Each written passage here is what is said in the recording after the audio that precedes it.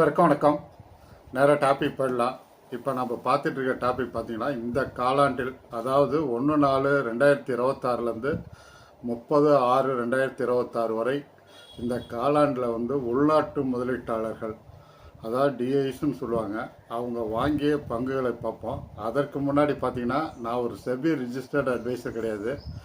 நான் காசு வாங்கி கொண்டு எந்த ஷேரையோ மியூச்சுவல் ஃபண்டையோ ரெக்கமெண்ட் செய்வதில்லை. இது ஒரு ஃபுல்லாகவே ஒரு எஜுகேஷனல் பர்பஸ் தான். உள்நாட்டு முதலீட்டாளர்கள் வாங்கிய முதல் பங்கு பார்த்தீங்கன்னா JSW இன்ஃப்ராஸ்ட்ரக்சர். உள்நாட்டு முதலீட்டாளர்கள் வாங்கிய ரெண்டாவது பங்கு பார்த்தீங்கன்னா பிரீமியர் எனர்ஜிஸ். 12.96% இருந்தது. இது 13.69% அவங்க ஹோல்டிங்கை உயர்த்தியுள்ளார்கள்.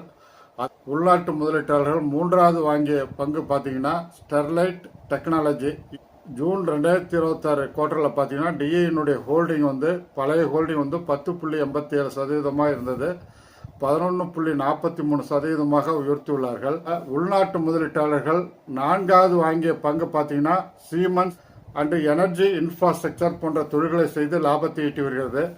இவங்க பார்த்தீங்கன்னா பழைய குவார்டரில் டிஐ ஹோல்டிங்கு 8.56 இருந்தது. இப்போ ஜூன் 2026 குவார்டரில் அவங்க 9.10% உயர்த்தியுள்ளார்கள். உள்நாட்டு முதலீட்டாளர்கள் வாங்கிய ஐந்தாவது பங்கை பார்த்தீங்கன்னா டாடா மோட்டார்ஸ் பேசஞ்சர் வெஹிக்கிள். உள்நாட்டு முதலீட்டாளர்கள் வாங்கிய ஆறாவது பங்கு பார்த்தீங்கன்னா BEL.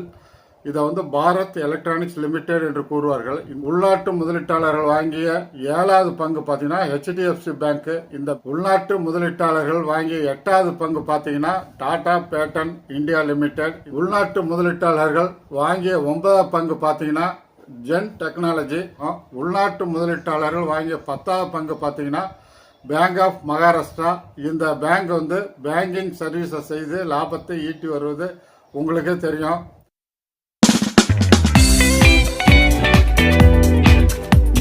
அதே சமயத்தில் நீங்கள் வச்சிருக்கிற மியூச்சுவல் ஃபண்டாக இருக்கட்டும், ஷேராக இருக்கட்டும், என்னுடைய கமெண்டில் தெரியப்படுத்துங்க.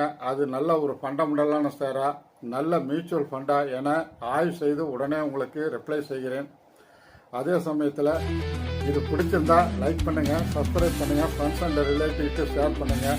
அப்படியே பெல் ஐக்கானை தட்டிவிடுங்க. அப்போ தான் போடக்கூடிய வீடியோக்கள் உங்களுக்கு உடனுக்குடன் சேரும்.